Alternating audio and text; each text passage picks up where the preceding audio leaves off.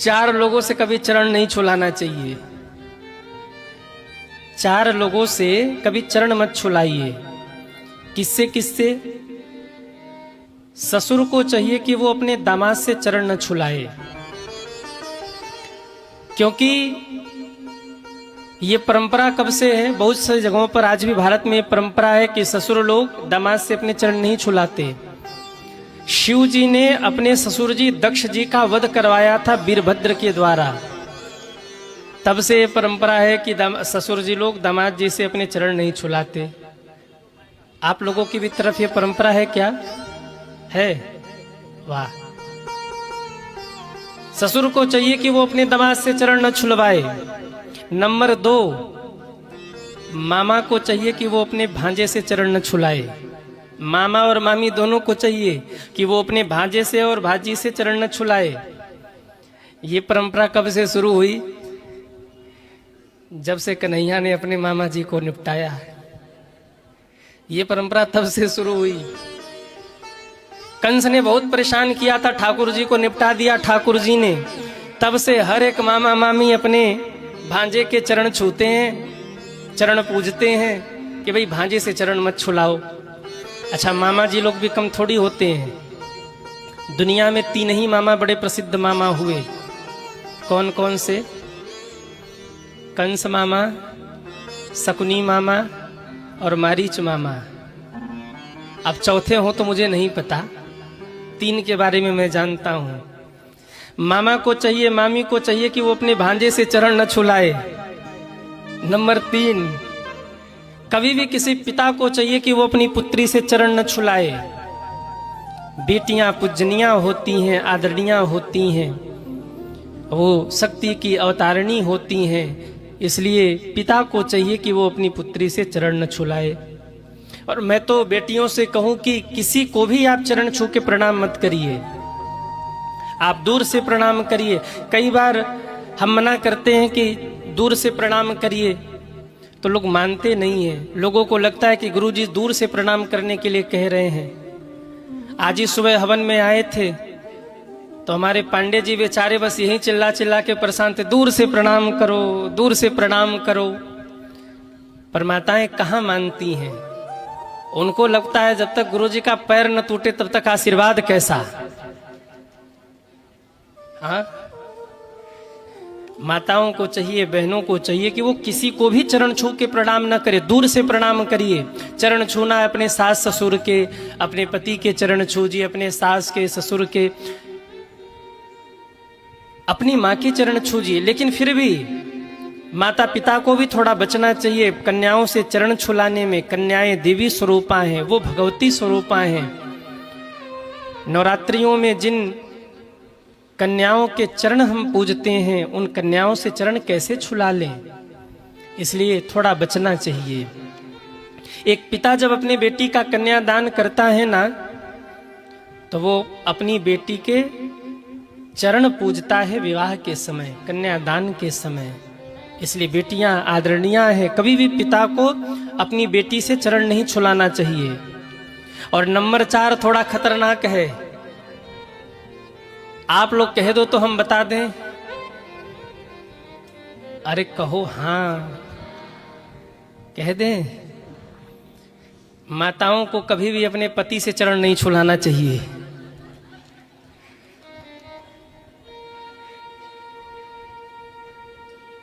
महाराज हम कहां, हम चरण छुलाएं? पर ये चीजें चल रही हैं, इसलिए मैं कह रहा हूं। आजकल जयमाल सिस्टम में एक फैशन चला है। जब जयमाल होता है तो वो दिखावे के लिए चरण छूते हैं अपनी पत्नी के मंच पे। कहाँ लिखा है? कहा गया है विवाह के समय एक वर विष्णु रूप होता है और एक कन्या लक्ष्मी स्वरूपा होती है। तो विष्णु लक्ष्मी के चरण छुएंगे, ये तो ठीक नहीं है। तो इसलिए माताओं को भी चाहिए कि पति से चरण न छुलाए। आजकल वो बड़ा दिखाने के लिए रील बन जाए, इसके लिए मंच पे अपनी पत्नी के चरण छूते हैं। तू देवी है, तू भगवती है, और वो कह दे कि 2 दिन हमको खाना बना के खिला दे। सारा देवी भगवती जगदम्बा सब भाव खत्म हो जाता है। बोले हम याद रखना, भरे समाज में पत्नी का चरण छूना ये पत्नी का सम्मान नहीं है। पत्नी के मान सम्मान का रक्षा करना सबसे बड़ा सम्मान ये होता है। मत छुओ चरण आप मंच पे दिखाने के लिए, महापाप मत करो ये। आप अपने पत्नी के मान सम्मान की रक्षा करो। पत्नी को कभी गाली मत दो, पत्नी को कभी अपशब्द मत कहो, कभी दहेज के लिए विवाह के बाद अपनी पत्नी को ताना मत दो, कभी उसके लिए अपशब्द का प्रयोग मत करो। ये उसके लिए सम्मान है। उसके दुख को, उसके सुख को, उनकी भावनाओं का आप सम्मान करो। पत्नी का सच्चा सम्मान ये होता है। मंच पर दिखावे के लिए जयमाल के समय पैर छू लिया और बोले हम बड़े सम्मान करते हैं, ये सम्मान है? ये सम्मान नहीं है। तो माताओं से निवेदन कि अपने पति से चरण, कोई मैया ऐसे तो नहीं है जो छुलाती हो चरण बोले प्रणाम किया करो सुबह, नहीं नहीं, आप लोग अच्छे हो। अब सुनिए, ये 4 हैं जिनसे चरण नहीं छुलाना चाहिए, पर ऐसे भी कुछ लोग हैं जिनके चरण नहीं छूने चाहिए। किनके किनके चरण नहीं छूने चाहिए, जरा ध्यान से सुनिए। सबसे पहला, सोए हुए व्यक्ति के कभी पैर नहीं छूने चाहिए। जैसे कोई सोया हो और उसके आप अगर पैर छूते हो तो उसकी आयु कम होती है, इसलिए सोए हुए व्यक्ति के पैर नहीं छूने चाहिए। कब पैर छुआ जाता है? जब व्यक्ति की मृत्यु हो जाती है ना, तब सोए हुए व्यक्ति के पैर छुए जाते हैं। ये उसका आदर होता है कि भाई चलो श्रद्धांजलि दे आए। अब वो ऐसे लेटा है, फूल छिड़क कर चरणों में प्रणाम कर रहे हैं, वो लेटा है। प्रणाम हो तो उठ के बैठ जाना चाहिए, अथवा तो प्रणाम ही तब करना चाहिए जब सब व्यक्ति बैठा हो या खड़ा हो। सोते समय कभी प्रणाम न करिए, ये मृतक का सम्मान होता है।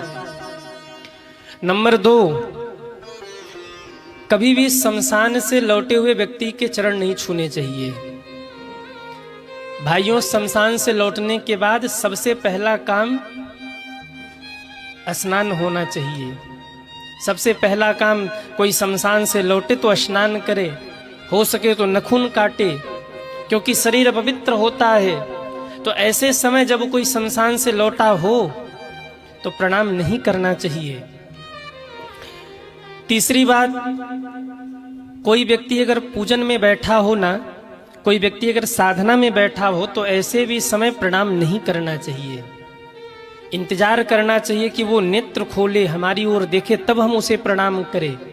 वो ध्यान में बैठा है, आपने चरण छुआ, उसका ध्यान टूट गया, उसकी साधना बाधित हो गई, तब तक प्रणाम न करिए जब तक वो आपको देख न ले या कुछ प्रतिक्रिया न कर दे। दूर से हाथ जोड़कर प्रणाम करिए, स्पर्श करके प्रणाम मत करिए। नंबर 4, भगवान के सामने कभी भी मंदिर में किसी को प्रणाम मत करिए। मंदिर के गर्भगृह में कितना भी सर्वश्रेष्ठ व्यक्ति क्यों ना आ जाए, आप दूर से भले हाथ जोड़कर थोड़ा सिर झुका लीजिए, पर चरण मत छूइए। ये भगवान का अपमान होगा। आप कहीं ना कहीं इंसान को भगवान से बड़ी पदवी दे रहे हैं।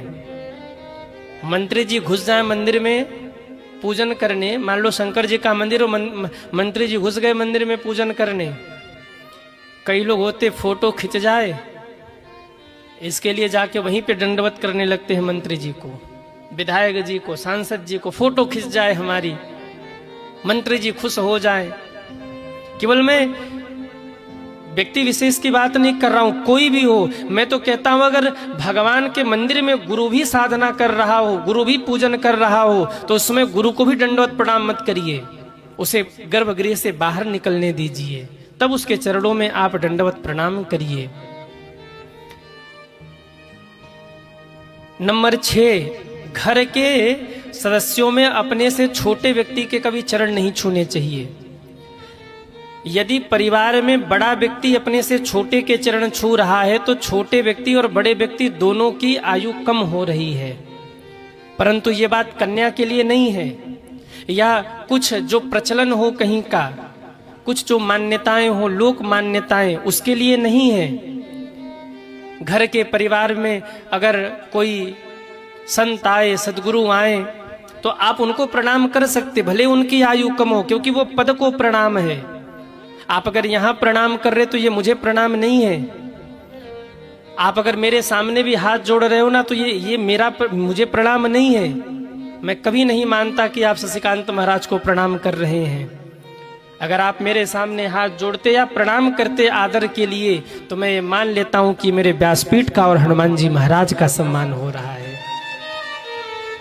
आज मैं अगर इनको छोड़ दूं तो कोई हमको प्रणाम करने वाला नहीं है। इतने लोग अगर हाथ जोड़ रहे हैं, और मैं जब आता हूं तो हाथ जोड़ता हूं, ये मत सोचना कि मैं आपको हाथ जोड़ रहा हूं, इस भूल में मत रहना।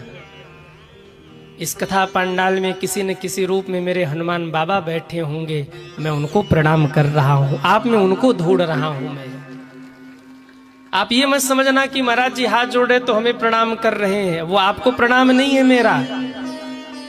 कहीं न कहीं आपके रूप में कहीं मेरे हनुमान जी ही ना आए हो, तो मेरा तो उनको प्रणाम है। सी राम में सब जग जानी, करहूं प्रणाम जोर जुग पानी। क्या पता किसी रूप में मेरे हनुमान जी बैठे हों और मैंने प्रणाम कर लिया, मेरी अर्जी वहां लग गई। तो आप अगर मुझे प्रणाम कर रहे हैं ना, तो मैं ये मानता हूं कि ये प्रणाम मुझे नहीं है, मेरी व्यासपीठ को है और हनुमान जी को है। और अगर हम आपके सामने हाथ जोड़ रहे हैं तो ये मत समझना गुरु जी हमको जयराम जी की कह रहे हैं। किसी न किसी रूप में मेरे हनुमान जी बैठे हैं, क्या पता आपके माध्यम से मेरा प्रणाम मेरे हनुमान बाबा तक पहुंच जाए। तो अपने से छोटे, घर में जो अपने से छोटे हैं, बड़ों को उनके सामने उनको प्रणाम नहीं करना चाहिए। और नंबर 7, सन्यासी व्यक्ति को किसी को भी प्रणाम नहीं करना चाहिए। जिसने सन्यास ले लिया, अब वो जीवन मुक्त हो गया, अब वो आशीर्वाद दे सकता है, वो प्रणाम नहीं कर सकता किसी को। अगर वो किसी को प्रणाम कर रहा है तो ये अपराध कर रहा है। हाँ, ये नियम माँ के लिए नहीं है। कितना भी बड़ा सन्यासी क्यों न हो जाए, अगर माँ सामने खड़ी हो तो सन्यासी को भी चाहिए कि वो माँ को प्रणाम करे, क्योंकि माँ माँ होती है। कोई भी सन्यासी क्यों न हो, किसी को प्रणाम न करे, पर अगर सामने माँ हो तो माँ को वो प्रणाम जरूर करे। एक बार भगवान भी सामने हो और माँ हो ना, तो सन्यासी को भी चाहिए कि पहले वो अपनी माँ को प्रणाम करे, क्योंकि माँ भगवान से बढ़कर के है। याद रखिएगा, कोई सन्यास धर्म की दीक्षा लेना तो उसे माँ की आज्ञा लेनी पड़ती है। सन्यासी या तो गुरु को प्रणाम करे, या तो भगवान को प्रणाम करे, या तो माँ को प्रणाम करे, सबको वो प्रणाम न करे। भगवान से बड़ा अगर कोई है तो वो माँ है सज्जनों। सन्यास तब तक सफल नहीं होता जब तक माँ की आज्ञा न हो। कोई घर छोड़ के चला जाए, हम सन्यासी बन जाएंगे, जाओ बन जाओ, जब तक माँ स्वीकृति न दे तब तक सन्यास सफल नहीं होता। इसलिए ये ऐसे लोग हैं जिनके चरणों में प्रणाम करना चाहिए, नहीं करना चाहिए, सब मैंने आपको बताया। मैं निवेदन कर रहा था, ससुर को चाहिए कि वो दामाद से चरण न छुलाए।